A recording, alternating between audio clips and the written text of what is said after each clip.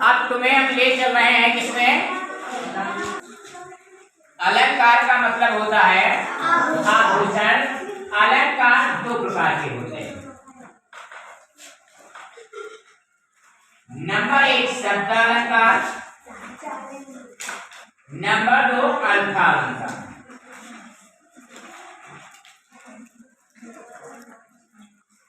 शब्द अलंकार 3 प्रकार के होते हैं।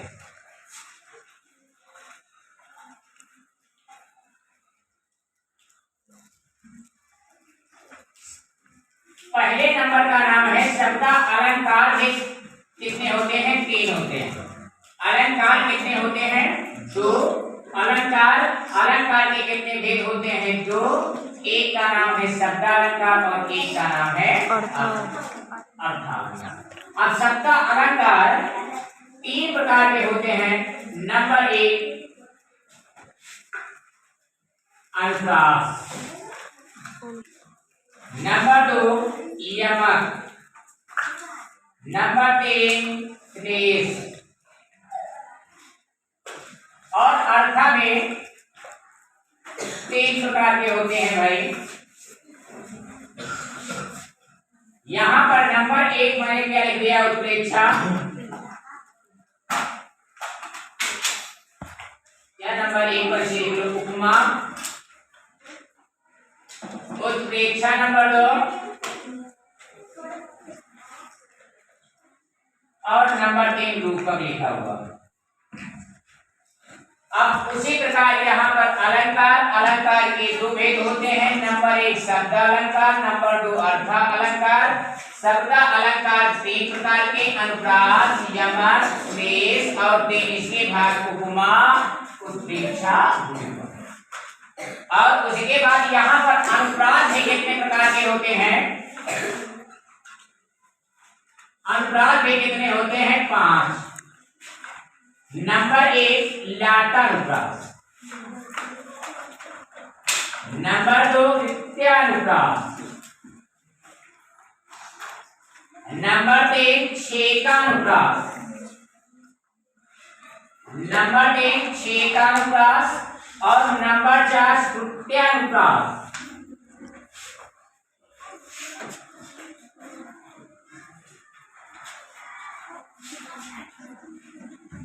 और नंबर 5 है, एक और होता है, नंबर 5 है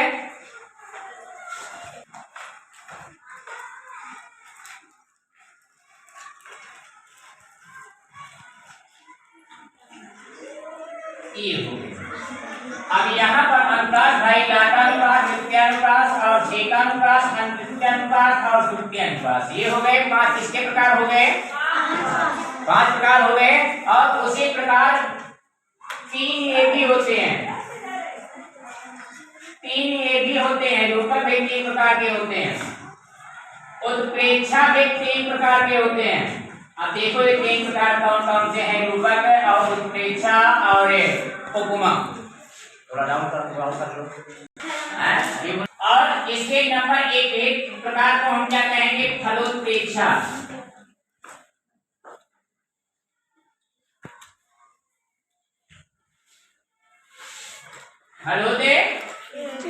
प्रेक्षा। और नंबर 2 को हम ये प्रेक्षा और नंबर 3 होगा वस्तु प्रेक्षा। ये तो प्रेक्षा,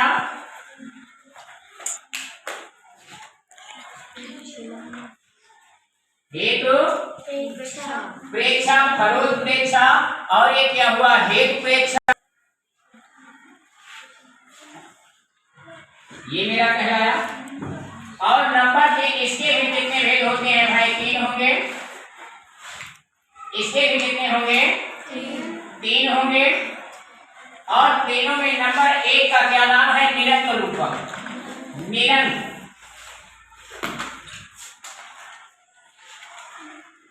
और नंबर 2 का क्या नाम है भाई? पारंपरिक, पारंपरिक।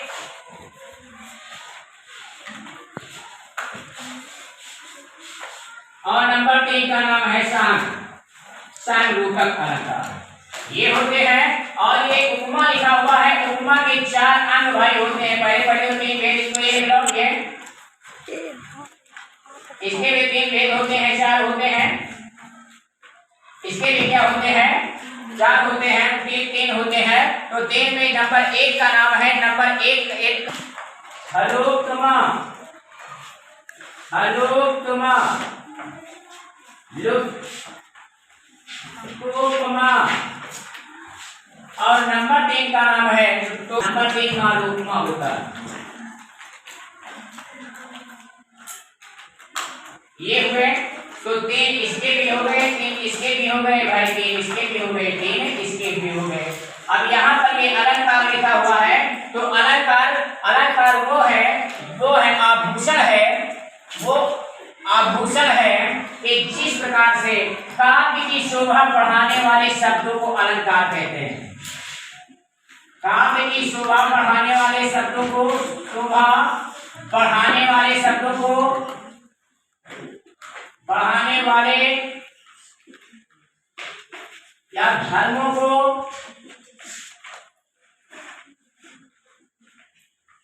अलंकार कहते हैं, अलंकार कहते हैं। समझ गए?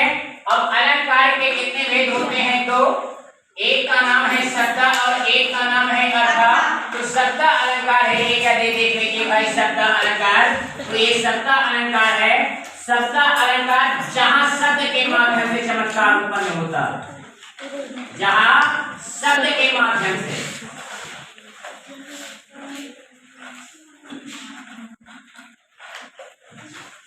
शब्द के माध्यम से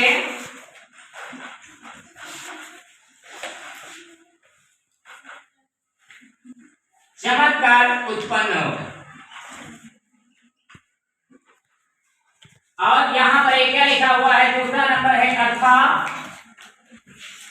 ये लिखा हुआ है अर्था, अर्था पर वो है जहां पर अर्थ के माध्यम से चमत्कार उत्पन्न होता हो।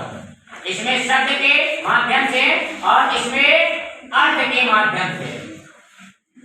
इसमें किसमें है, शब्द में शब्द के माध्यम से और अर्थ में अर्थ के माध्यम से क्या हो, चमत्कार हुए दोनों।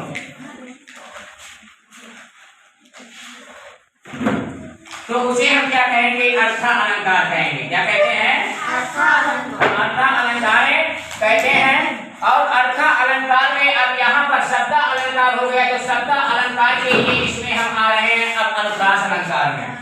शब्द अलंकार के किसमें हम आ रहे हैं, शब्द अलंकार के अनुप्रास से अलंकार में आ रहे हैं। तो देखिए अब अनुप्रास अलंकार यहाँ से भाई इसके भागों में क्या हो गए लगे, तो ऐसे में लिखना होगा। जैसे यहाँ पर अनुप्रास लिखा हुआ, तो इसकी परिभाषा क्या होती है, परिभाषा तुम्हें लिखना होगा, परिभाषा तुम्हें लिखनी होगी। परिभाषा हम सिर्फ केवल क्या करेंगे, बताएंगे। परिभाषा आप लोगों को लिखना होगा, परिभाषा बार बार आए। इसके अनुप्रास की परिभाषा होती है जहां पर कोई अक्षर बार बार आए, कोई अक्षर या वर्ण बार बार आता है, बार बार आता है, वो अनुप्रास अलंकार कहलाता है, अनुप्रास अलंकार कहलाता है। और जैसे अब उदाहरण देखिए भाई, यहाँ पर तुम्हें उदाहरण बता रहे हैं। क्या बता रहे हैं, उदाहरण कह देंगे। अब उदाहरण से इसको समझ जाइए। अब यहाँ पर उदाहरण है इसका अनुप्रास अलंकार का, कि जैसे तरनी तनुजा तटित तमाले, तरनी तनुजा तटित तमाले, तरनी तनुजा तटित तमाले, तरुवरे बहुछाए, तरुवरे बहुछाए। अब यहाँ पर त शब्द कई बार आया, त शब्द कई बार आया है। तरुवरे बहुछाए त शब्द कई बार आया है, अर्थात यहाँ पर क्या है, अर्थात यहाँ पर क्या है, अनुप्रास अलंकार। तरनी तनुजा तटित तमाले, तरुवरे बहुछाए। और एक उदाहरण ले लो, तो यहाँ पर ता शब्द आ गया भाई, तो यहाँ पर उसी तरह क्या कहलाएगा, अनुप्रास अलंकार आएगा। अब दूसरा उदाहरण बोल रहे हैं हम, आप लोगों को बताना होगा कि इसमें कौन सा अलंकार है। दूसरा उदाहरण मैं बोल रहा हूं, उसमें तुम्हें बताना होगा कि कौन सा अलंकार है, और ध्यान से सुनना, ध्यान से सुनना। कि जैसे एक उदाहरण है, बहुत ध्यान से सुनना। कि जैसे चंदू के चाचा ने चंदू के चाची को चांदी चटनी चटाया।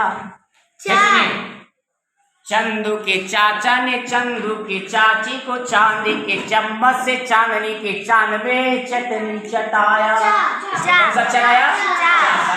तो यहाँ पर इसमें क्या अक्षर आया? कई बार आया। चा वर्ण कई बार आया, तो इसलिए यहाँ पर क्या कहलाएगा? चा वर्ण कई बार आया, तो क्या कहलाएगा? अनुप्रास अलंकार कहलाएगा। क्या कहलाएगा? अनुप्रास अलंकार कहलाएगा। अब इसमें फिर तुम छांट करके बताना। एक कविता है, इसमें कविता हम लेते हैं, इसमें छांट करके फिर तुम्हें को क्या करना है बताना। कि गोरजे पीराजे भाले लाहा लाही बने माले आगे गई पाछे वाले गावे ब्रजू बानेरी जैसे तूने बाधुरे के माधुरे माधुरु जैसी पंग चेतावनी मन्ने मन्ने मुस्कुराने दी कदम बेटा पके निकटे तटे निकटे अट्टा जाले चाहे बेटे पटे फहराने दी रस पर सावे तने तपनी बुझावे नहीं प्राणा ने बुझावे वहा आवे रस खाने दी। ये कौन सा अलंकार है? कई बार जो अच्छा आया है वही क्या कहलाएगा? वो अनुप्रास कहलाएगा। वो अगर नहीं आया है तो कुछ भी नहीं कहलाएगा। समझ गए? फिर से एक बार सुन लो। कि गोरजे बीराजे भाले लाहा लाही बाने वाले आगे गई पाछे वाले गावे ब्रजू बानेरी तैसे सोनी बाधुरे के माधुरे माधुरु जैसी पंग चेतावनी मन्ने मन्ने मुस्कुराने दी कदमों बेटा पके निकटे टटनी के टटे अट्टा चाले चाहे बेटे पटे फहराने दी दस बार सावे तने तपनी बुझावे नहीं काना ने बुझावे वहा आवे रस खाने रे। तो अब जो आया है और उसको यमक वो है। यमक का मतलब होता है ये जोड़ा या जोड़ा। अब यहाँ पर जहां पर कोई शब्द एक से अधिक बार आवे, जहां पर कोई शब्द एक से अधिक बार आवे और उसके अर्थ अलग अलग हो, ऐसी शर्तें रखी गई हैं, उसे यमक अलंकार कहते हैं। समझे? अब यहाँ पर यमक अलंकार लिखा हुआ, तो अब जहां पर कोई शब्द क्या हो जाए एक से अधिक बार आए उसके अर्थ अलग अलग वो क्या कहलाएगा? वो क्या कहलाएगा? या यमक कहलाता है। तो उदाहरण उदाहरण दे रहे हैं, जैसे परिभाषा में लिखना। अब यहाँ पर जैसे लिखा हुआ, जैसे बोल रहे हैं हम कनकते सूरी मादकता अधिकार या खाए बहुराय जग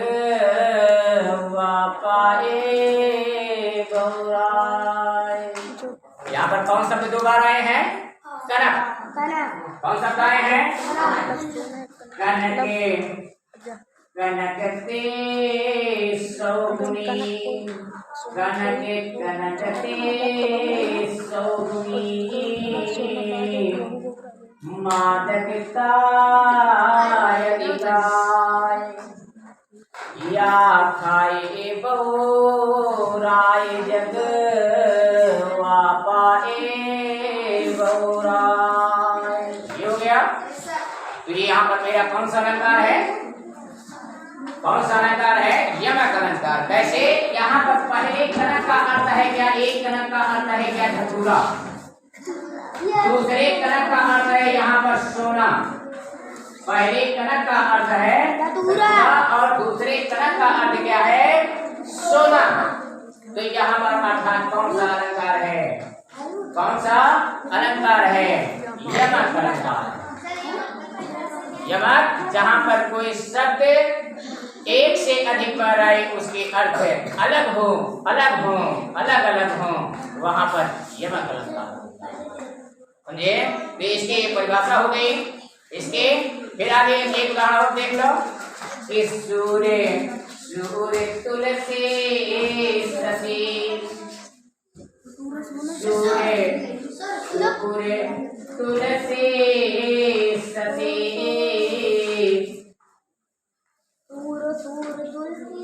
सूर्य सूर्य तुलसी ससी।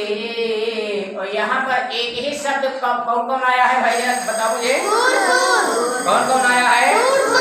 सूर सूर का पहले का अर्थ क्या है? सूर का सूरदास, और दूसरे का सूर्य, समझे? सूर्य और पहले का क्या हो जाएगा? सूर्य दास। फिर आगे देखो तीसरा कि उधो चुगे चुगे नकुमाही, उधो जोग जोगे हम नाही। अब इसमें योग शब्द आया है ना, क्या आया? जो दो बार आया है ना, कितनी बार आया है? दो बार। एक का योग और एक का योग और एक का चूक का योग और एक का धूप का, अर्थात यहाँ पर कौन से अलंकार है? ये बस